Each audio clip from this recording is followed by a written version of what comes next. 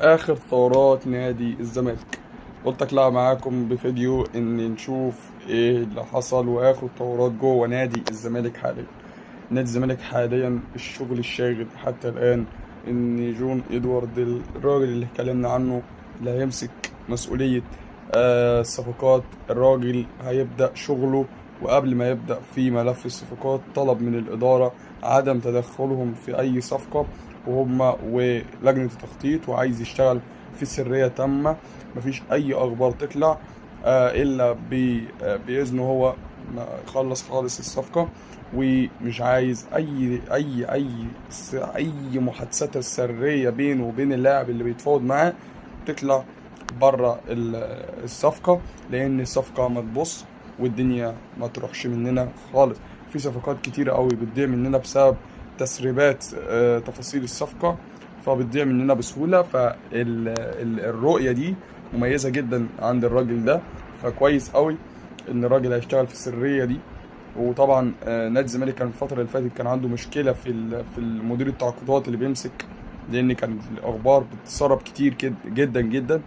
فالحمد لله حاليا افضل ان جون ادوارد عمل الموضوع ده كويس قوي، خطوة كويسة في البداية.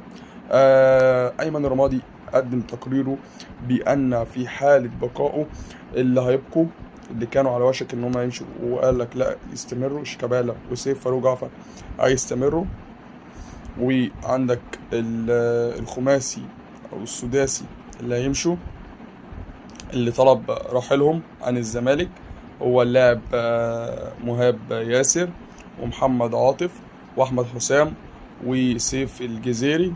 اللعيبه دي طلب رحيلهم، وممكن الفتره اللي جايه نسمع وائل الاباني يستقيل، لان هو برضك بيشتكي منه لان بيعامل اللعيبه بطريقه بيقول لك وحشه جدا.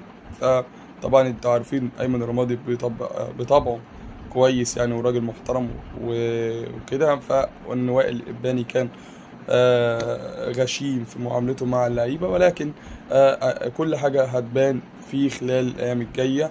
انا مش عايز اطول عليكم، لسه في فيديوهات تانية، لسه في موسم، ويعني لسه في شهر كامل طويل هنتكلم فيه في خلاله في كل يعني جديد جوه نادي الزمالك. وان شاء الله الزمالك يقدر يعمل ميركاتو قوي يليق بحجم نادي الزمالك. لو عجبكم الفيديو ما تنسوش متابعة، لايك، تعليق جميل. سلام عليكم.